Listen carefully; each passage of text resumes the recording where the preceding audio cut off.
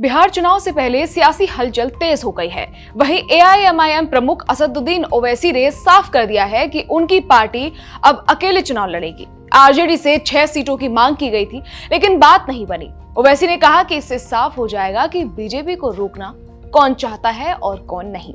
साथ ही उन्होंने मतदाता सूची से लाखों नाम हटाने पर भी सवाल उठाए हैं। इसके अलावा उन्होंने कई मुद्दों पर बीजेपी पर जमकर हमला बोला है, जैसे सीजेआई गवई पर हमले की कोशिश, वोट चोरी को लेकर, बिहार चुनाव को लेकर अपनी पार्टी की यात्रा, जिन पर उन्होंने खुलकर बोला है। चलिए जानते हैं पूरे मामले को। नमस्कार, मैं खुशी चौधरी और आप देख रहे हैं एबीपी लाइव। दरअसल एआईएमआईएम प्रमुख असदुद्दीन ओवैसी ने शनिवार 11 अक्टूबर को आगामी बिहार विधानसभा चुनाव को लेकर महागठबंधन में शामिल होने को लेकर बड़ा बयान दिया है। एक इंटरव्यू के दौरान उन्होंने कहा, बिहार के बड़े मौलाना, विद्वान, बुद्धिजीवी, डॉक्टर और वकील सभी ने कहा कि ओवैसी ऐसा नहीं करना चाहते। फिर मैंने उन्हें याद दिलाया कि 1 महीने पहले उपराष्ट्रपति का चुनाव हुआ था और हमने किसे वोट दिया था। अब वही लोग अफसोस जता रहे हैं और कह रहे हैं कि आपके इरादे सही हैं।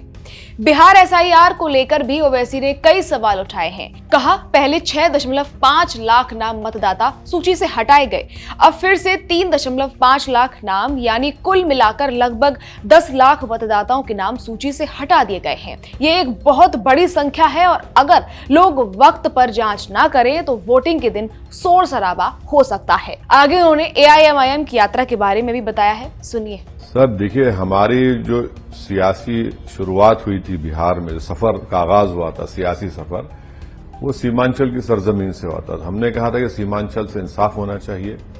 उस पर हमने एक बड़े बड़े स्कॉलर्स को बिठाकर एक 5 साल पहले एक स्टडी भी करवाई थी, एक बुक भी निकलवाई।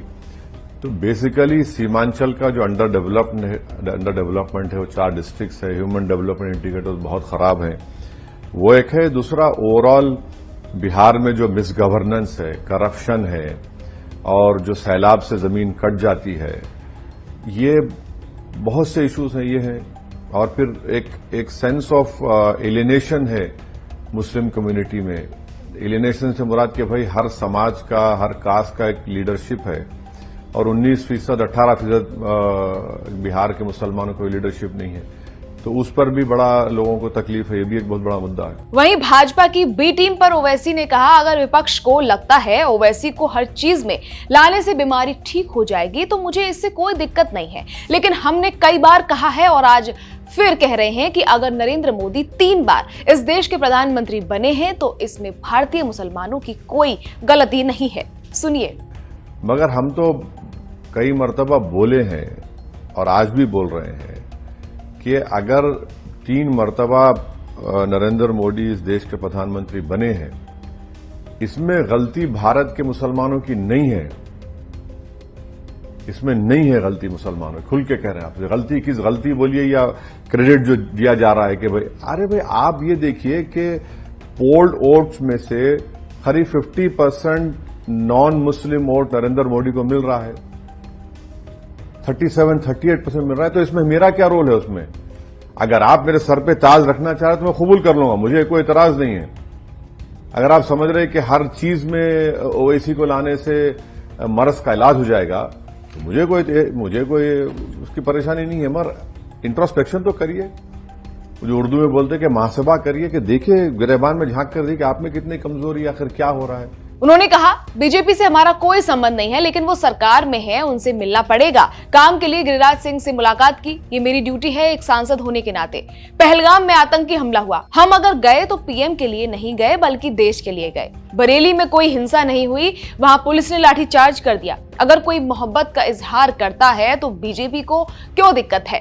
बरेली में जो हुआ बहुत गलत है। यूपी सरकार से मांग है कि जल्द ही लोगों को रिहा करे। वहीं वोट चोरी के आरोपों पर ओवैसी ने कहा, मैं राहुल गांधी और उनकी पार्टी की ओर से नहीं बोल सकता हूं, वे सक्षम है। मेरा मानना है कि अगर मुझे बीजेपी को हराना है तो भाजपा जिस तरह से चुनाव लड़ती है, ये लोग 24 घंटे काम करते हैं। हमारा काम उनकी हर हरकत पर नजर रखना होना चाहिए।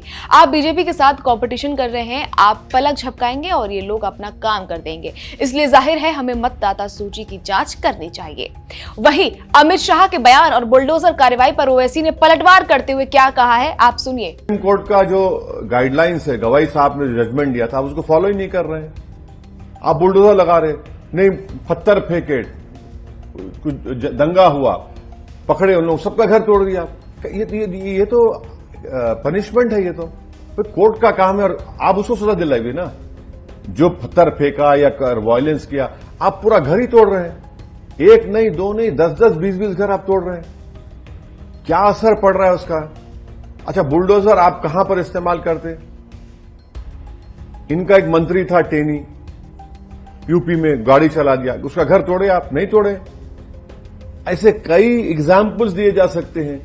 तो बुलडोजर से आप देश नहीं चला सकते, तो आप संविधान से चलाइए। इसके अलावा सीजेआई गवाही पर जूता फेंकने की कोशिश पर ओवैसी ने क्या कहा, सुनिए।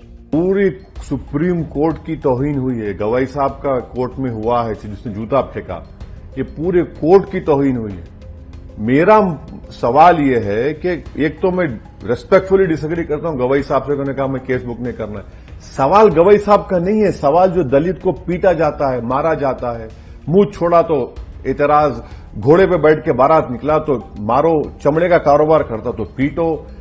सर, एनसीआरबी का डेटा देखिए आप, 2023 का डेटा अभी आया, हर रोज 12 दलित महिलाओं का रेप होता है। उत्तर प्रदेश में सबसे ज्यादा दलित पे ऑफेंसेस हुआ है, 15,000 के करीब। और दिल्ली पुलिस जो केंद्र सरकार के तहत क्यों केस नहीं बुक कर रहे आप? पार्लियामेंट में 2 लड़के कूद गए थे और वो धुआं छोड़े, हमने यूएपीए लगा दिया उनपे। अब ये साहब 70 ईयर ओल्ड है। रेडिकलाइजेशन का जो आर्गुमेंट है कि नौजवान रेडिकलाइज होते, अरे भाई 70 इयर्स का आदमी रेडिकलाइज कैसे हो गया बताइए? क्या लिख रहा है? नारा लगा रहा है कि सनातन धर्म के खिलाफ भारत में इसको माना नहीं जाएगा। अरे तू होता कौन है भाई? बाबरी मस्जिद का डेमोलिशन हुआ 92 में, एक आदमी का कन्विक्शन नहीं हुआ। मुझे तकलीफ हुई, इतना बड़ा मॉब, एक का कन्विक्शन नहीं हुआ।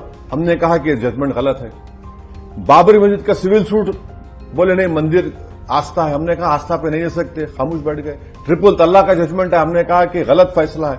कहां हमने धर्म को लेकर किसी जज पे अटैक किया बताइए? तो ये तो गलत है ना। आज जूता फेंके कल कुछ और करेगा।